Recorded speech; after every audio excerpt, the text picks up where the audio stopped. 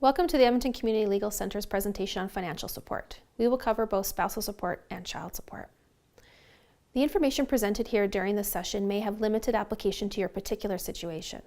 I, as a lawyer, can provide legal information that may give you a greater understanding of how the law might apply to your own situation. In this presentation, we're going to talk about child support and spousal support, as well as touch on some community resources. First, let's talk about child support. We'll talk about what is child support, what laws apply to it, who can apply for it, who has to pay, what are the child support guidelines, how does a judge decide, what is retroactive child support, how can you change an order, and how can an order be enforced. First, what is child support? Child support is money that is paid by one parent to another parent who looks after and cares for the child. Usually it's paid monthly. It's determined by a set formula. It's calculated the same for married and unmarried parents, and it's the right of the child to receive. There are two laws that apply to child support, and it depends on what your situation is. There's the Divorce Act, which applies to married people who are going through a divorce, and there's also the Family Law Act, which applies to unmarried people or married people who are not going through a divorce. If you're dealing with the Divorce Act, then you have to deal with your matters in the Alberta Court of Queen's Bench. If you're dealing with your matter under the Family Law Act, then you can choose whether you want to deal with your matter at the Alberta Court of Queen's Bench or the Alberta Provincial Court. It's your choice where you want to bring the application. The Provincial Court has more locations across the province than the Court of Queen's Bench, and the Provincial Court is considered the People's Court, so it's often easier for people without lawyers to represent themselves at Provincial Court. But you can appear at Queen's Bench if you want on your own as well.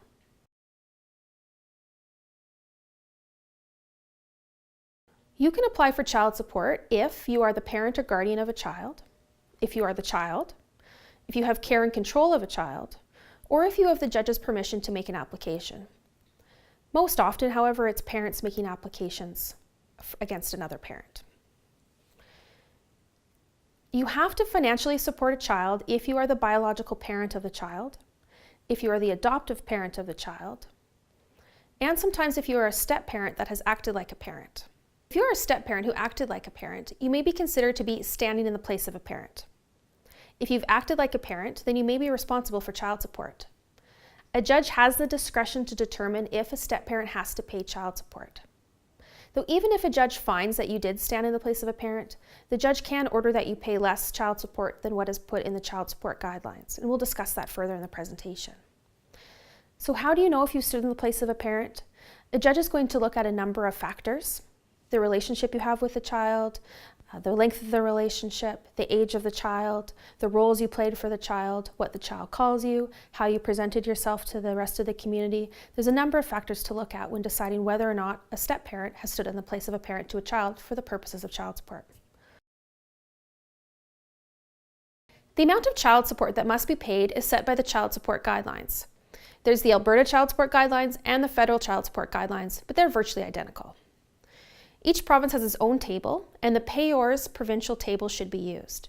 So even if the child lives in Alberta, if the payor lives in Saskatchewan, it would be the Saskatchewan tables that are used. The child support guidelines allow you to come up with a table amount of child support, which is based on the number of children and the income of the payor. The table amount is to cover the child's basic living expenses. So as an example, Betty and Tim are divorced. Betty makes $35,000 a year, and Tim makes $44,000 a year. Their two children live with Betty full-time. Who pays support and how much? In this case, Tim will pay support based on his $44,000. So we look at the chart and we see how much he has to pay for two children. So Tim will have to pay child support based on his income of $44,000 for two children. This is $618 a month.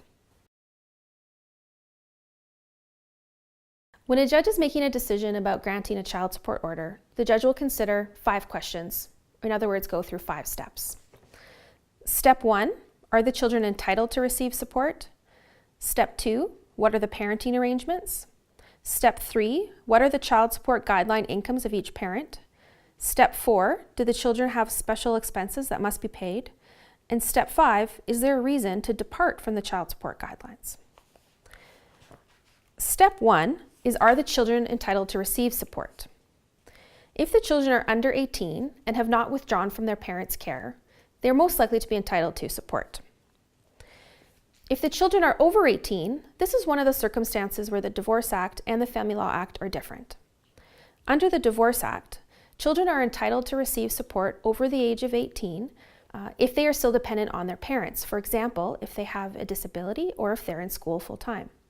Under the Family Law Act, when children are over the age of 18, they may be entitled to continue to receive child support if they are unable to withdraw from their parents' care because they are in school up until the age of 22.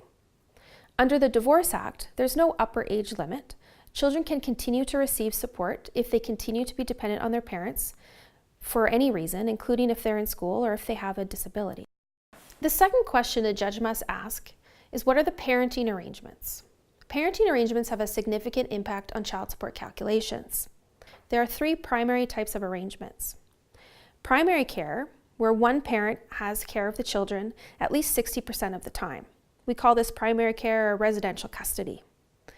There's shared custody, and that's where the children live with each parent at least 40% of the time. So it's a 40-60 split, a 50-50 split, or something in between. Split custody is where children live in different households. So one child lives with one parent, and the other child lives with another parent. In a situation of primary care, where one parent has the children at least 60% of the time, the child support calculations apply. So for example, Mary and Doug have two children who live with Mary most of the time. Doug visits every other weekend. Doug makes $81,000 a year and Mary makes $44,000 a year. In this case, Mary has primary care of the children. So we look at Doug's income. Based on Doug's income of $81,000 a year, for two children, Doug has to pay Mary $1,159 per month. As another example, Jessica and Tom have two children who live with Jessica most of the time. Tom visits every other weekend. Tom makes $45,000 a year and Jessica makes $98,000 a year.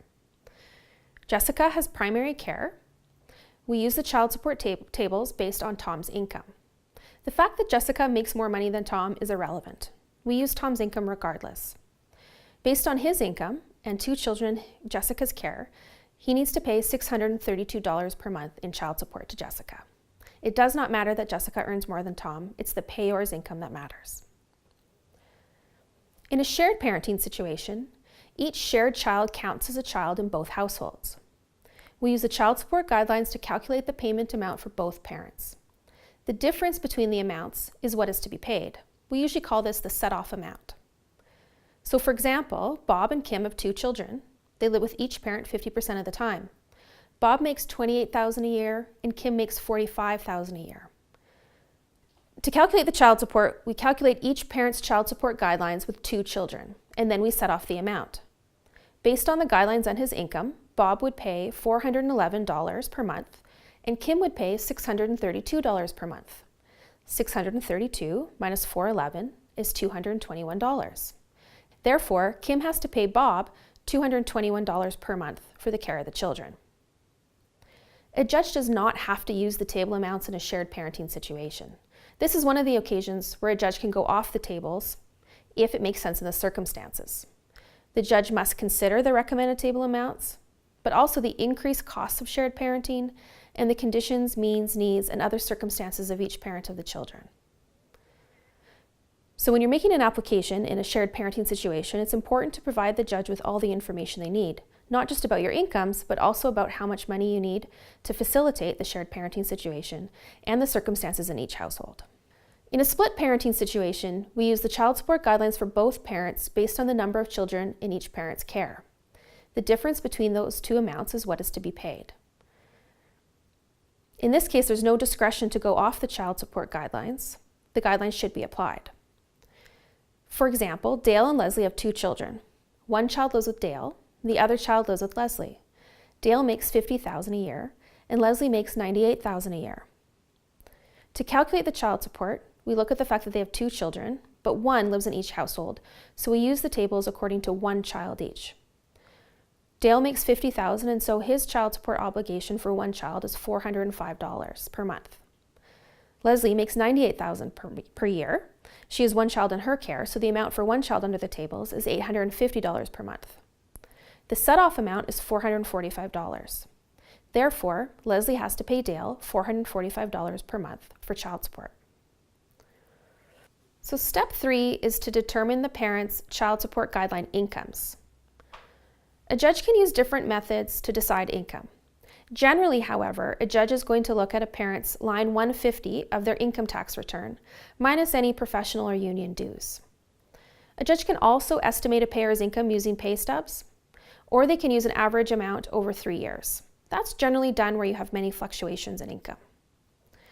If the payer is a shareholder, director, or officer of a corporation, then the judge can determine income by including pre-tax income of the corporation, personal expenses paid by the corporation, and any wages or fees paid to non-arm's length individuals. A judge can also impute income to a parent when the parent is intentionally underemployed or unemployed, or where a parent is not taxed on their income, if income has been diverted to other sources, if the parent fails to provide income information when they are supposed to do so, if the parent unreasonably deducts expenses from income, if the parent earns a significant amount of income from sources that are taxed at a lower rate than employment earnings, and in other situations. Ultimately, the judge is trying to get at what income does the individual have available to their children for child support. The guideline income, once it's determined, is then used to apply the tables. We need to know how much income the parent uses to know how much their monthly amount is. The fourth step is to determine if the children have special expenses. Special expenses are expenses that are incurred for a child that are not for basic living expenses. These include extraordinary extracurricular activities, post-secondary education, tutoring, childcare, insurance premiums, and health care. Special expenses are usually shared between the parents in proportion to their incomes. So for example, if Tracy earns $50,000 and Al earns $25,000 per year, then Tracy will pay 2/3 of the special expense and Al will pay 1/3 of the special expense. If a one-week day camp over the summer costs $300, then Tracy will pay $200 and Al will pay $100 in proportion to their incomes. Special expenses are paid over and above the monthly support that is paid according to the tables. These are often called Section 7 expenses. Because both parents contribute to special expenses, it's best that parents talk about these in advance and come to agreements about how special expenses will be incurred. If the parents cannot agree on a special expense, then the judge is going to consider if the special expense is in the children's best interests, if the expense is reasonable given the financial situation of both the parents. Finally, a judge needs to consider if there's any reason to depart from the child support guidelines. A judge might order that a parent has to pay more or less than child support guidelines in certain circumstances. For example, in a shared parenting situation, as we've already discussed, if the payer is not a biological or adoptive parent, but is standing in the place of a parent, if a payer earns more than $150,000 a year, if the child's over 18, or if a payer will suffer an undue financial hardship if they are ordered to pay the child support amount. Undue hardship can occur when the parent has an unusually high level of family debt incurred from before the separation, if they have high expenses in relation to exercising parenting time with the child, or if they have to support other people. Generally, a reduction in child support for undue hardship is rare.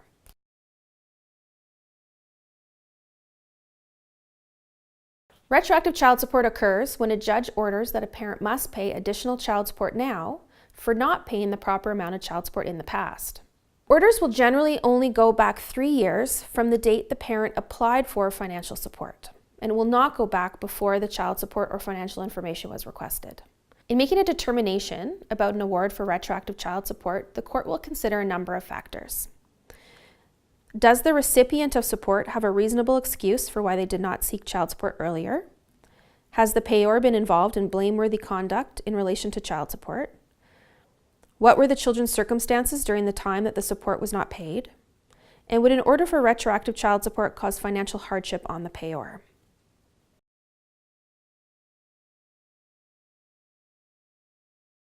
A parent can apply to change an order if there has been a significant change in the lives of either parent. Some significant changes include if their income is much higher or lower than when the order was made, if the amounts of special expenses have changed, or if there's a change to the parenting arrangement. You can always change an order by agreement. If there has been a change to someone's circumstances, It's best to first discuss that with the other parent and see if you can make a change to the order voluntarily. If not, you may need to bring a court application. In order to enforce a child support order, parents can register their order with the Maintenance Enforcement Program. The procedure for registering is available on their website. The Maintenance Enforcement Program can enforce an order if payments are not being made in full or if they're not being made on time. You can call MEP with questions at 780-422-5555. The Maintenance Enforcement Program has many methods to collect child support orders, including garnishing funds from the federal government, employers, and bank accounts, restricting licenses, including driver's licenses, hunting and fishing licenses, and federal licenses, which include passports, registering against real property or personal property, seizing assets, affecting their credit rating, and other actions, including jail time in the most extreme circumstances. You don't have to register for the Maintenance Enforcement Program, and you may be able to address your concerns with enforcement just by communicating with the other parent. For example, if someone is late in paying, contact them and find out what's going on. However, you can register for the Maintenance Enforcement Program for any reason, even if someone is complying with an order. Now let's talk about spousal and partner support. We're going to talk about what is spousal and partner support, what laws apply to it, who can apply for it, how a judge is going to decide, how you can change an order, and enforcement.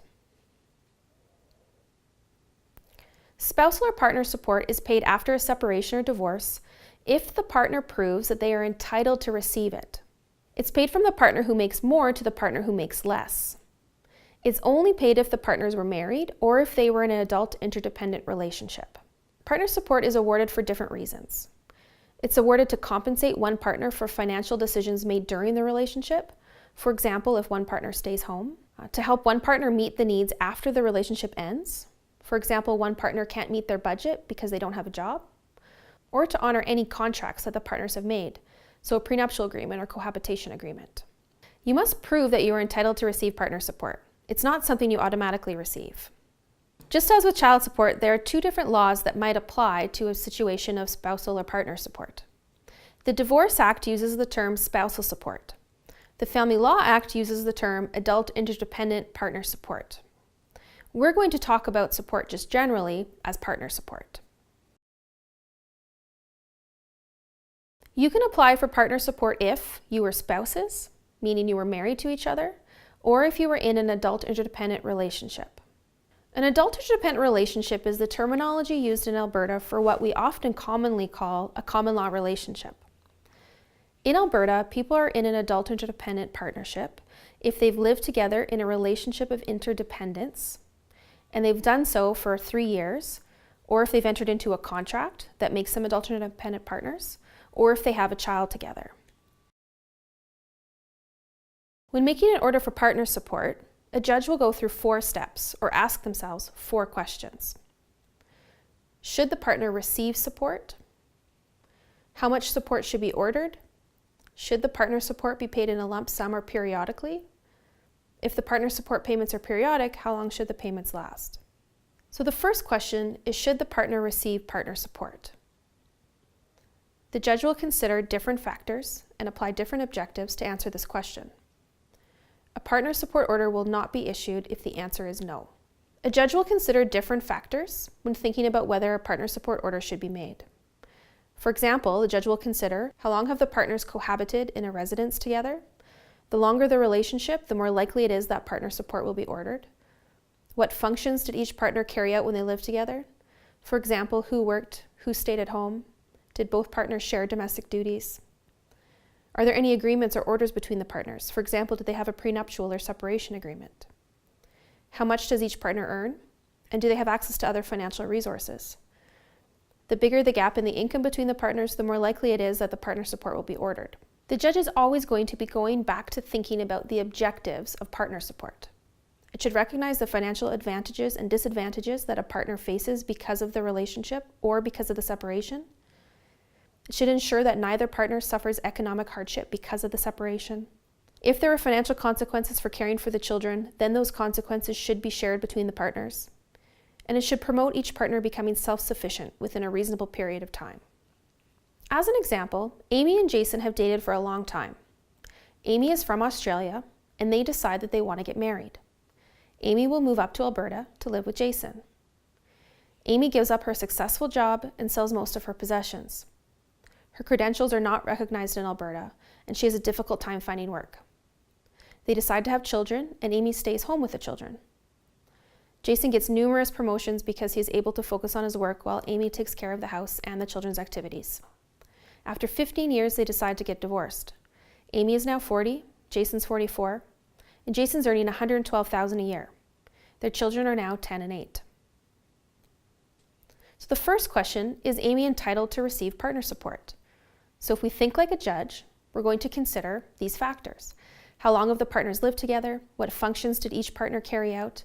Is there any agreement or order in place? How much does each partner earn? What are other financial resources they have access to? And what are the financial needs of each partner? And when you're applying the Family Law Act, you're also going to ask, do either partners have a legal obligation to support another person? For example, a child or a new partner. If the partner lives with someone else, how much does that other person contribute to the household expenses? And again, the judge is going to consider the objectives of partner support. It should recognize the financial advantages and disadvantages that a partner faces because of the relationship or the separation. It should ensure that neither partner suffers economic hardship because of the separation. If there were financial consequences for caring for the children, then these consequences should be shared between the partners, and it should promote each partner becoming self-sufficient within a reasonable period of time. So in Amy and Jason's situation, Amy is not in a good financial position, while Jason is doing very well. Their marriage was long, and Amy took care of the household while Jason was the sole breadwinner. Amy has suffered an economic disadvantages because of the marriage itself and because of the separation. During the marriage, she left a successful career. Her credentials were not recognized, so she could not work at the level that she was trained for. She has not worked since the children were born. Amy also suffers an economic hardship because she can't maintain the standard of living equivalent to what she had during the marriage without financial support from Jason. Jason has a career, and he will enjoy a comfortable retirement, while Amy will not. Amy is very likely to receive financial support from Jason. Now to the second step. How much partner support should be ordered? Judges will consider the income of the payor and the financial need of the other partner. The Spousal Support Advisory Guidelines, or SAGs, are not law, but they are used very often to determine the amount and duration of partner support. They're a useful guideline to determining what amount might be appropriate. And there are very complicated formulas used to determine what makes sense in a circumstance. The third step is determine how spousal support should be paid. Partner support is usually paid periodically on a monthly basis. Lump sum payments can be ordered, but they're not as common, as many people don't have a lump sum of money readily available. There are also different tax consequences to these options. Periodic monthly payments are taxed as income on the recipient and reduced from taxable income for the payor. Lump sum payments are free from any tax consequence. The final step for a judge to consider is how long support should be paid. Payments are usually set up in one of these ways. Either the payments will be reviewed or determined upon a set date, or the payment will continue indefinitely where there's no end date, or the payment amounts could be staggered. So for example, they might start off at $1,000 a month and then reduce to $750, go down to $500 until they're no longer payable. So let's go back to the situation with Amy and Jason. We've already determined that Amy is eligible for support. Then we ask how much partner support should be ordered, should the partner support be paid in a lump sum or periodically, and then how long should those payments last? A website like mysupportcalculator.ca can provide calculations based on the Spousal Support Advisory Guidelines. It's important to note that these guidelines and calculations can be very complicated, so if a situation is more complicated than the average, you might need to use special software that lawyers and courts have. However, in a simple situation such as this, a website like My Support Calculator can be helpful. So we input the information from Amy and Jason. Jason earns $112,000 per year. We put in their birth dates. We also add the period of cohabitation and the children's information. In this case, the Spousal Support Advisory Guidelines suggest an amount of support between $1,892 per month and $2,404 per month. The actual amount that will be paid will be based on what a judge decides or what the parties agree is an appropriate amount to be paid and for how long within the ranges offered by the Spousal Support Advisory Guidelines. As I noted earlier, the guidelines are not determinative. A court does not have to follow them, but they do help give some idea of what is appropriate in the circumstances. Partner support orders can be varied as well. A partner can apply to change an order if substantial evidence comes to light that was not available at the original hearing or agreement, or if there's been a significant change in the lives of either partner. Some significant changes include if either partner's income is much higher or lower than when the order was made, if either partner remarries, or if either partner develops health conditions or disability. It's important to remember that child support always takes priority over partner support. There are a number of other community resources available. You can find information about these resources in the handbook that goes along with this presentation, on the Edmonton Community Legal Centre website, or below.